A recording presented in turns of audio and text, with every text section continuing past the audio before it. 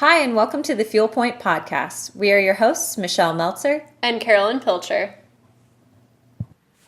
Okay, so welcome to Fuel Pointe this week. This week is our very special Valentine's Day episode with our very own Michelle and her boyfriend, Braeden. Yay! Welcome. We thought we would bring you guys this special episode to talk about couples in dance and how wonderful and I'm sure challenging that can be sometimes. Yes. Very of both. Yeah, Yeah. definitely a lot of both. We were just having this conversation about, like, couples dancing together.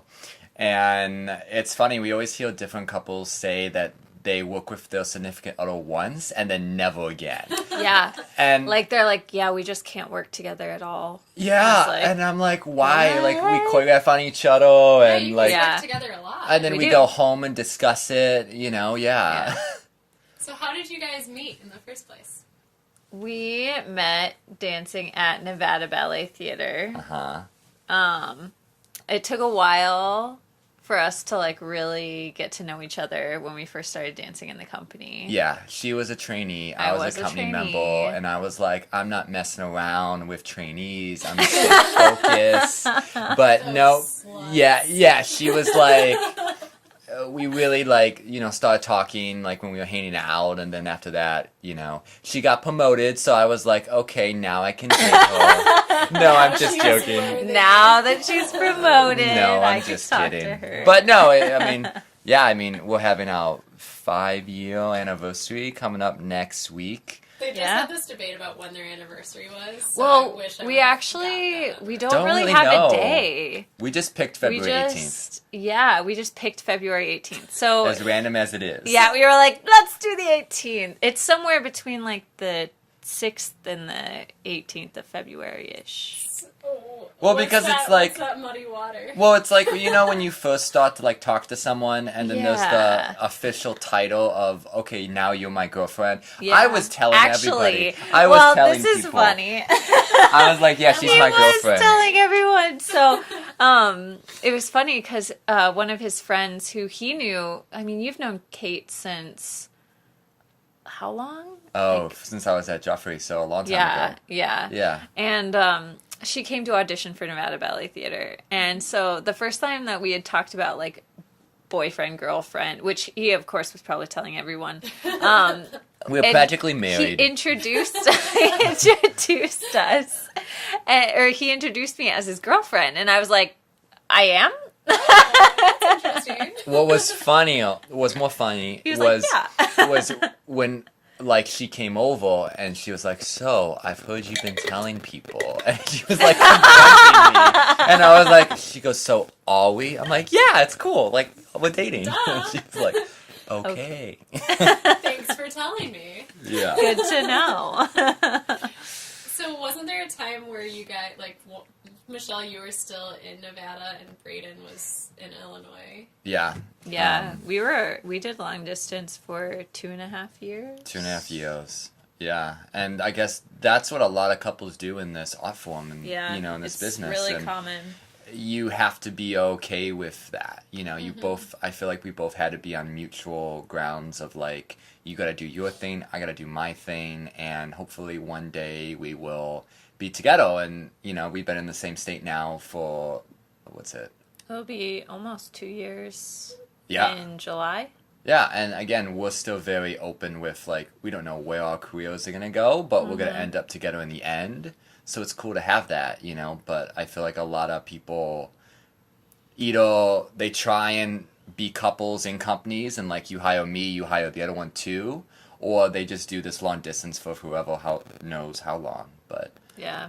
Everybody has their own, I feel like, way of navigating it. Some people can't do long distance at all, and Yeah. that's just a part of it. So you see, like, couples, maybe, if they're both dancers. There are couples that do long distance where one person isn't a dancer. So it just kind of... And we hit a Depends. point, like, it was so, like, we did not know where we were going to be because Yeah. I went contemporary and you stayed ballet. So we're like, okay, we're going in two different worlds, but now we both do contemporary in the same city, which is awesome. Yeah, which is nice. What was the biggest challenge with that long distance time? The scheduling. Yeah, because we were on a 2-hour time difference, and both of us, like, I worked 12-hour days 5 or 6 days a week. So my time was like at 5 a.m. when I woke up, I would call him because it would be 7 here. I'd call him on my way to work. I'd call you when I'd get done at work on my way to class. Yeah. We'd talk to each other at lunch. I just remember all these moments now of, like, you call me going to work at 5 a.m., like, crying, I don't want to go to work. And I was like, it's okay to be fine. Like, I don't want to. Yeah, like, the post-traumatic stress. I mean, I had amazing clients, so... Yeah, it made it worth it. It made it worth it but, when like, I got there. She had a ballet job, which I was exhausted. 10 I worked to 6. Yeah, I worked 6 to 9 a.m. and then I would dance 10 to 6. I'd sometimes go back from 6:30 to 7:30 at night.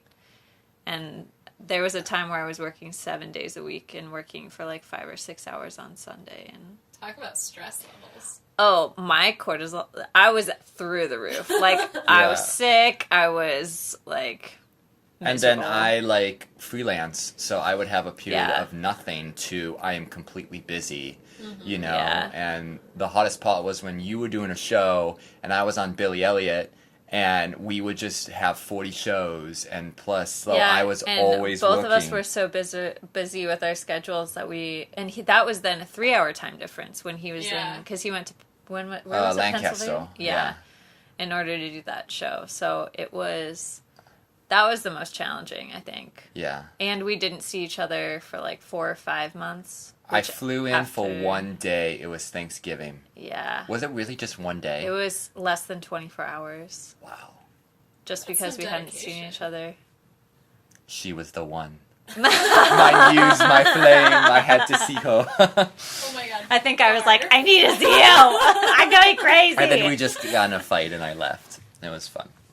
That's one way for it. That's one way to spin it. What do you guys think? Like, what made you guys then decide Chicago? Like, okay, enough long distance. How did you both end up in Chicago? I was really ready for a change, and I didn't know what that change was in my dancing career. I auditioned for ballet companies, and then I was kind of just having a little bit of trouble figuring out what my next step was going to be.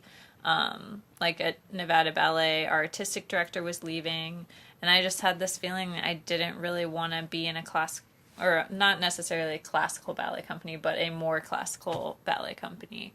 And so I was visiting Braeden on a layoff and saw that this project-based company in Chicago, Aerial Dance Chicago, was hiring and having an audition, and so I went on a whim, and I ended up getting a contract. And like, I had visited Chicago a lot, Braeden being here and freelancing, so it kind of just seemed like a great idea for me to go to a dance community that I knew a little bit about and knew that I had possibility to freelance and get work. Yeah. Or at least places that I could learn and kind of audition again and not be like mainland stuck anywhere. Yeah, it was almost like a blessing in disguise. Like, yeah. I mean, so much of it's like right time, right place. Yeah, and I didn't get another job offer that year. And I from joined auditions. Visual, so I had a more stable company job, and it was just like, I'm glad that I was in a city that had so many options, opposed to like, I'm in like Minnesota, which doesn't have a lot more options. They have Chicago, but Chicago has so much to freelance and company jobs, so it just was like, wow, this is perfect. Yeah.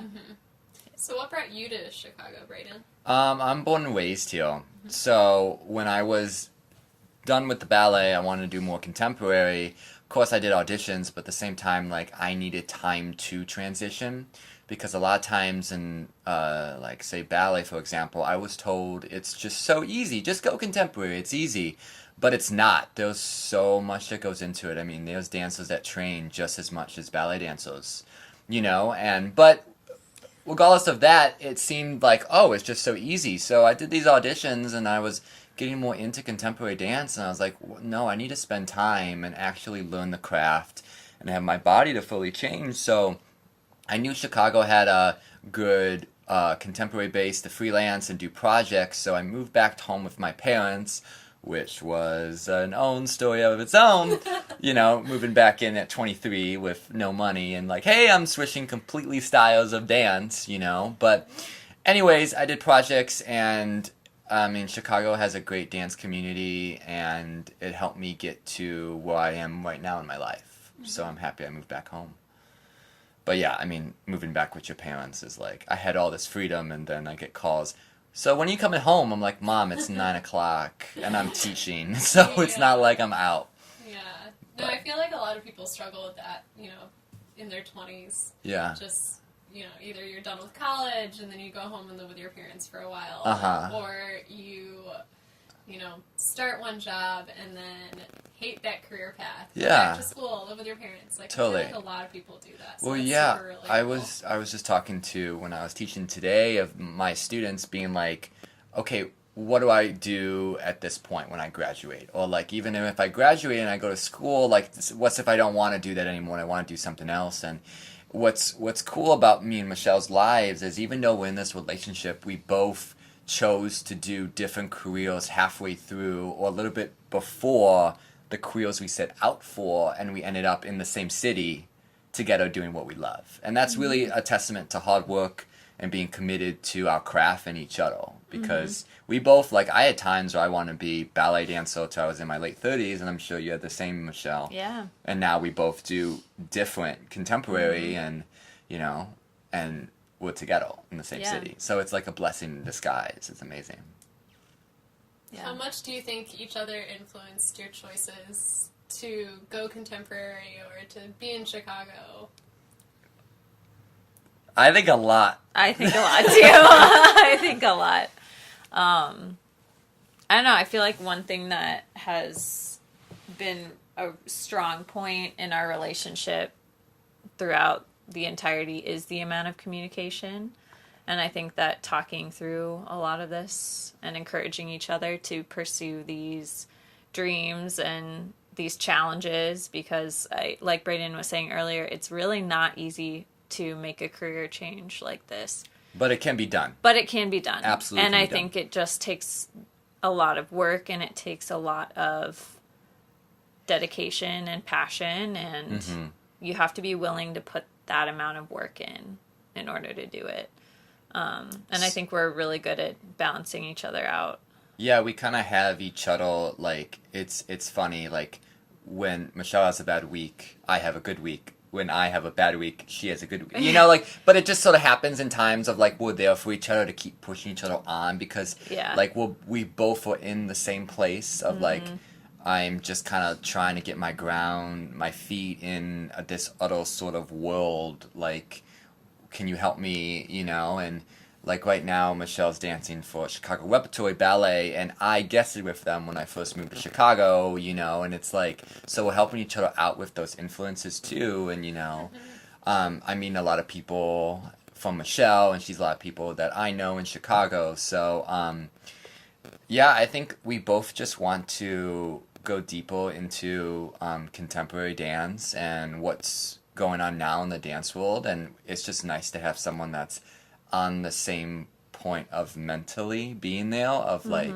we both want to do this, we both want to make the best of these situations, so it's cool that we're on the same page. Yeah, and I was always like, I'm never gonna date a dancer, ever. And I'm like, I only date dancers. Yeah. But it's actually really nice to have someone that you can talk to about it, because it's really hard for people who, and I'm not saying it can't be done, but it's difficult to understand the amount of sacrifice and dedication and passion that you have for this art form and this craft. Yeah, people don't get it. Yeah, No. they don't. I'm looking on how do we educate, like, parents, or not just educate, but how do we help parents understand a little bit more about what goes into this amazing craft. Well, and it's one thing, like, I got my degree in dance, but I don't use my degree in dance to make money, per se, but, like, all those skills I learned as a dancer, like, how you walk into a room, what's acceptable, like how to research a company for an audition is the same thing, same tools you need to go on a job interview. Yeah. Absolutely. I mean, these things like poise, being able to talk to someone, being able to like express your feelings, being able to be strong and listen to feedback and get criticism from someone. Like, all of those things are things we learn in dance class that are hugely applicable to the real world, and honestly, things that most people don't have in the real world. Like, how many people do you know that can listen to feedback and just say, Yeah, okay, and take it. thank you. The biggest one of normal people is spatial awareness. Like walking down the street. It's like just something you don't really think about but Yeah. dancers will always like Oh man! careful that we don't Every bump. time I go to New York, it's like I'm like dodging. I feel like I'm playing a video game because like And you know, no you're one like angling cares, and nobody they're like not even phased, and I'm like, man, I would have hit all of you. I actually did a piece about that in college. Really? That's Really? amazing. Yeah, it was all like floor patterns of like almost running into each other, and like That's cool. That is cool. that's funny. What would be the number one piece of advice you guys would give to a young dance couple just starting out? I a think good question. what you said earlier when we were talking is communication. Yeah. Like, I mean, what's so great about being an artist is you can change on this journey. You can get new inspiration. You can follow a new dream. You can follow a new style. You can follow a choreographer or your own sort of sense of choreographing. And I feel like communication is the best way to do it. I mean, we talk so much and make time to just kind of relax and let the conversation flow naturally. Yeah. And that way we can see where you are in this life, where you are in this journey, and how can we help you get to the next step. Because I feel like we both want to be the best person we are. And so since we both understand that's what we're going for, then we can go in our paths that way.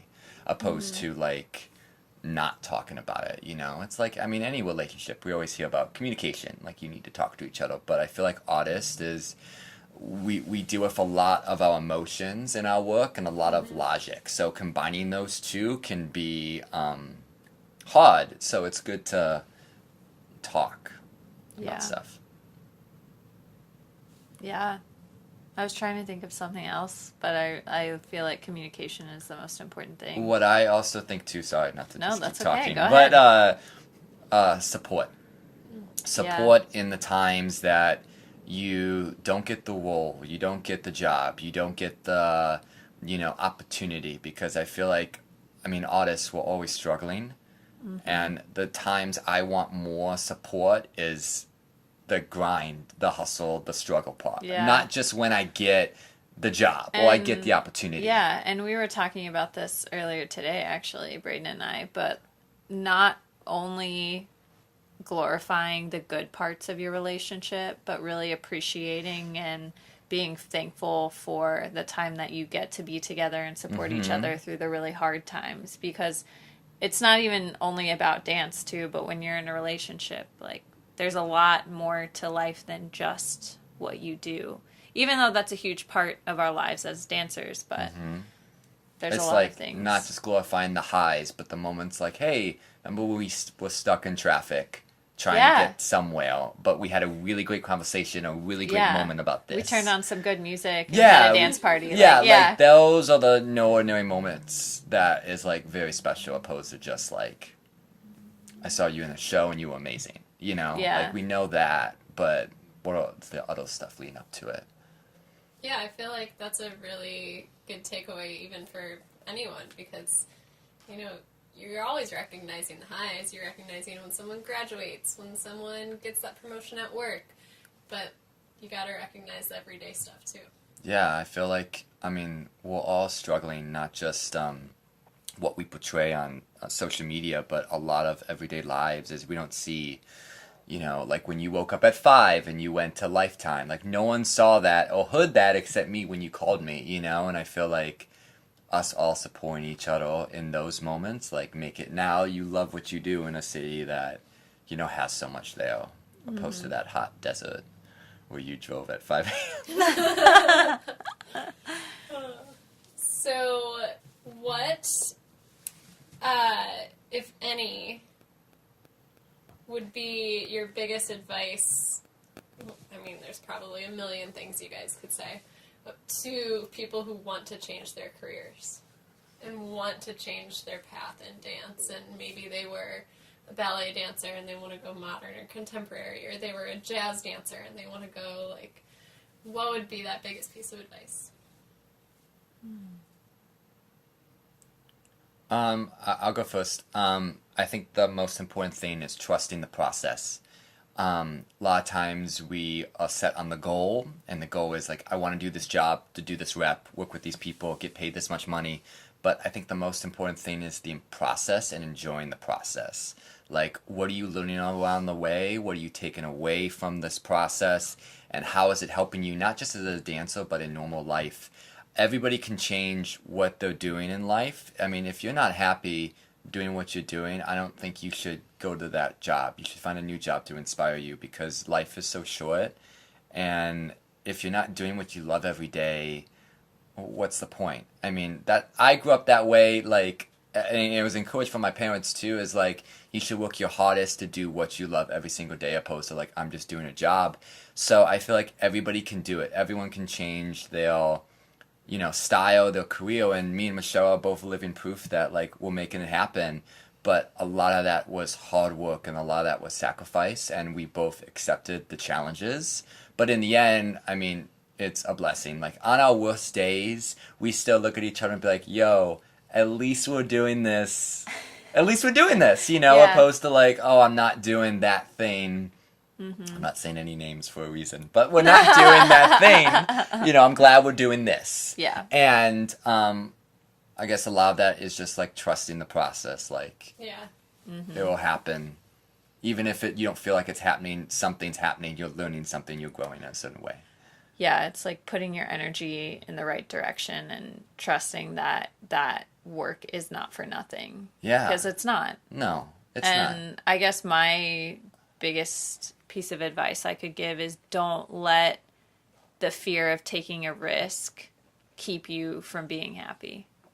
Because if you don't take that risk, as scary as it can be, you're never going to grow past where you are. So I feel like when I left the ballet company, I was so afraid just to not have a job. Like, I fought so hard to be in a company and have a stable company position with a longer contract. And I was so afraid to not have a stable job. But taking that risk and the things that I've learned in the last 2 years alone after leaving that contract, I mean, I definitely had to close a chapter in my life, which I had to accept, and I totally accepted it. But I feel like I've learned so much, and I've grown so much, and my dancing has changed in a way that I feel more fulfilled. And at the end of the day, we dance to feel that fulfillment that we felt the first time, we felt free, running around a room doing creative movement. We're like, this is fun. Great. Yeah. But like, coming from someone that has seen you dance from the ballet to now, like, you were amazing then. You're even more of an artist and amazing now. Mm-hmm. And you're not dancing as much as you did at the ballet, and you're not getting probably paid as much from the ballet. You're getting paid from other jobs, Right. But at the same time too, like, it's like night and day. It's amazing to see. And a lot of that was just like trusting the process, going to take these classes, going to learn from different people. I mean, when I first moved to Chicago, I didn't know anyone's name on the class schedule anywhere. And I was like, well, I guess I'm just going to have to try all of them. And so I did. If someone new was teaching, I would go take the class. And then if I tried it once and I either liked it or I didn't like it, sometimes I'd be like, oh, I'm a little uncomfortable. So I knew I had to go take that class more because I knew that that's what I needed to work on. But, you kind of figure things out as you go. And that's one thing too, I think that, switching careers or styles is you got to be open to take these classes and just kind of take away what you can from them. And being open to getting like frustrated that, sometimes it doesn't feel natural because you've been doing this other thing this certain way over and over again. So your body's just not used to it. And you kind of have to challenge yourself to go a little bit outside of that and be a little uncomfortable and be like, oh, I feel a little awkward doing this right now, but it's going to feel better eventually. But yeah, it goes back to trusting the process. Yeah, no, it's funny because, like, so much of that, the school I went to was a lot more modern-based, and so much of that, it resonates with people who go from, like, a university program into the real world, because, like, you don't have that safety, that security of having those, like, 3 to 10 or however many professors taught. Like, you know their styles, you know how they move, you're comfortable doing that movement, you've done it for 4 years, and then you're thrown out into the real world, and you're like, oh my god, what do I do now? Yeah. So it's, like, the same thing, like, for new graduates, you know, moving on to a potential career. I feel like that's hugely scary. I mean, it was for me. It was super intimidating. I'm like, wait, I can't go take ballet with this teacher anymore? Like, that's sad.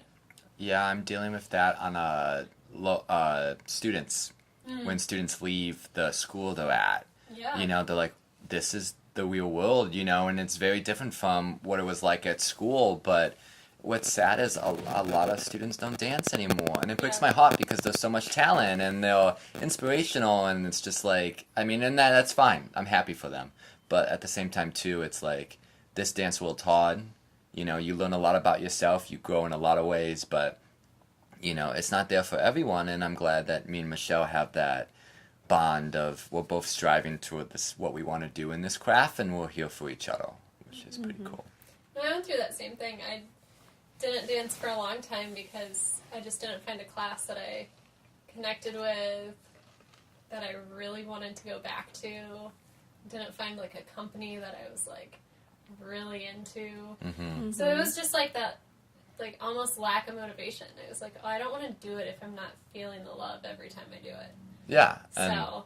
And now you love what you do, you know, at the gym. And Totally. that, like, again, trust the process and find what you love and go after it. So that's cool. Yeah, and it's been really fun taking, I'm actually now taking class where Michelle first got her company gig in Chicago, at Aerial Dance Chicago. Oh, you are? Yeah. You're doing aerial work? Yeah. Nice. I just started the beginning, like, aerial classes there. It's nice because now we can bond Now you can talk on about another it. level. Yeah, because they're like... What's the giant stick thing that Lauren does? Oh, I don't know what that's called. Sorry, this is an aside. A friend of Yeah. ours Shout out choreographed Lauren. a piece. Yeah, shout out Lauren. She choreographed a piece on aerial that used these, like, large, like, very long wooden poles that they were doing, like, you know, you almost imagine, like, what is that? Pole vaulting? vault? Yeah, it's like Wow. pole vault dance Wow. stuff. It was really That's cool. cool. Yeah, super cool. So, shout out to her. Yeah.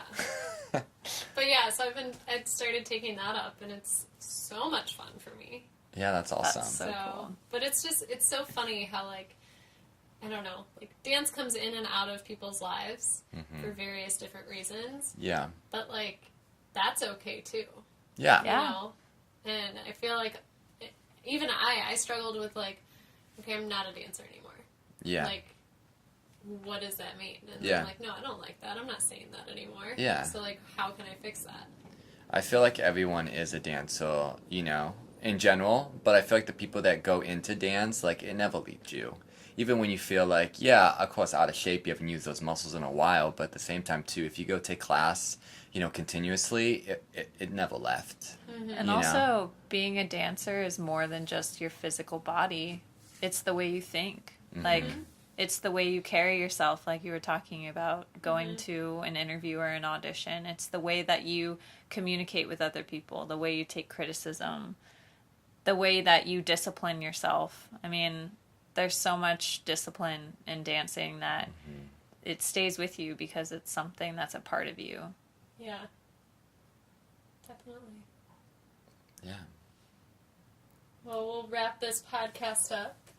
Thank you guys for sharing your story. Yeah, thanks. Happy Valentine's Day. Happy Valentine's Day to you too. Aww. Oh. And happy anniversary, even though you guys didn't know what it was. That was kind of fun. It's Well- February 18th. Yeah. Check the You know Instagram. now. We have posts about it. All right. Well, thank you guys so so much, and we will see more of both of you. Well, Yeah. Obviously, Michelle. Yeah, but that's we'll see more true. of You're kind of Braeden. stuck with me. Yeah. We will see more of Braeden later on in this season of Fuel Point. Yeah. So Cool. stay tuned. Thank you for listening to this week's Fuel Point podcast. I'm Michelle Meltzer. And I'm Carolyn Pilcher. Make sure you're following us on all our social medias at Fuel Point. We're on Instagram, Facebook. You can email us at fuelpoint@gmail.com. We will have a new blog post next week on fuelpoint.com, and we'll meet you here wherever you listen to your podcast in 2 weeks.